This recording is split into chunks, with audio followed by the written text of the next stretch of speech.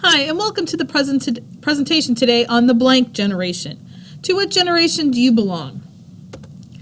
So remember, generations often get nicknamed. They often get labeled by other generations, and it's due to their past, what they've grown up with, what values the people of the time have. So which nicknames have you heard? Which generations have you heard about?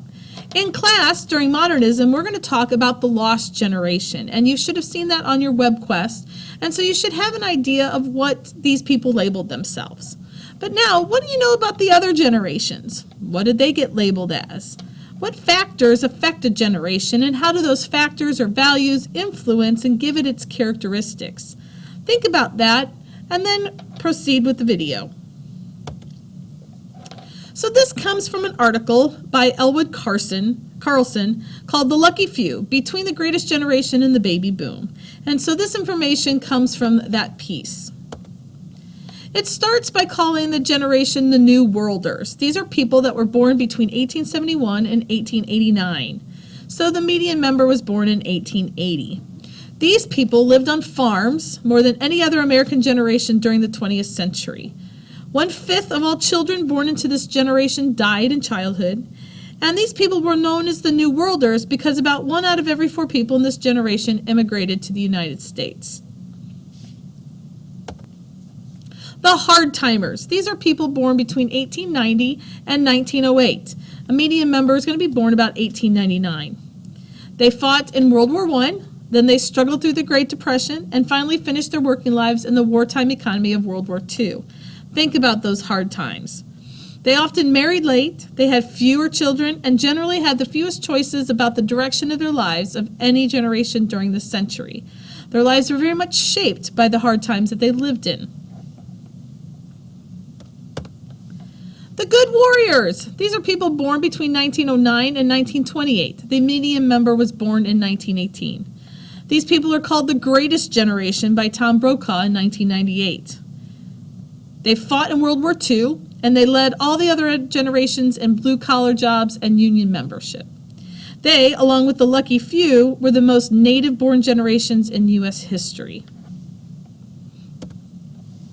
The Lucky Few were born between 1929 and 1945, median member being born about 1937.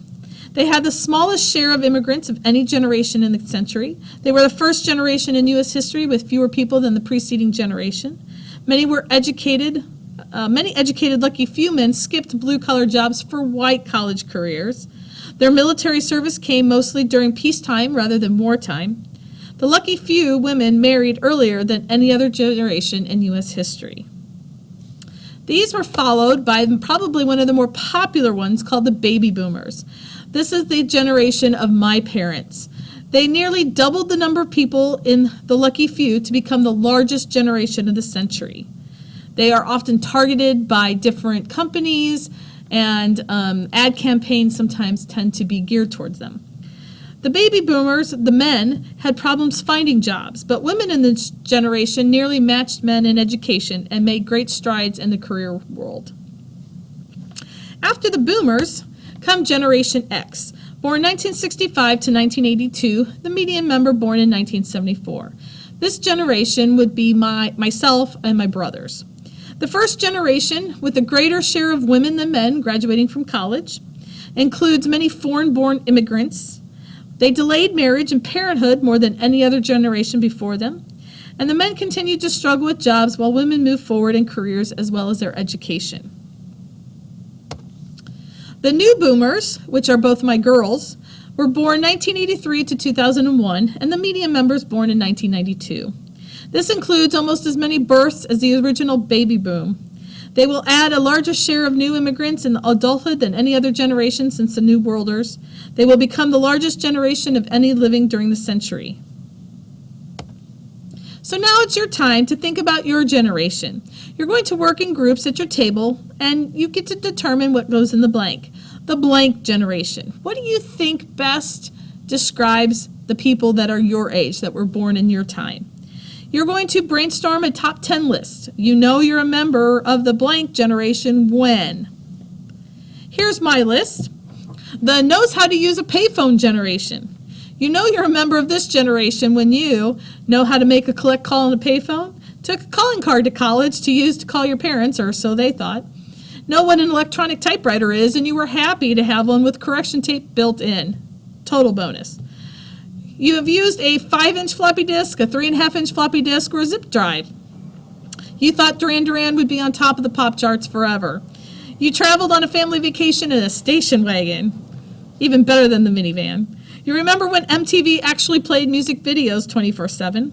You can mimic the sound of dial-up internet service. You remember playing outside until dark without your parents knowing exactly where you were. And you thought Chips or Magnum PI were the great TV shows of the day. So now, in your groups, work together and see if you can come up with what you think you would label your generation as. Make sure you work together and get all your answers put on that sheet to show to the class. Thanks for your attention today and have a good day.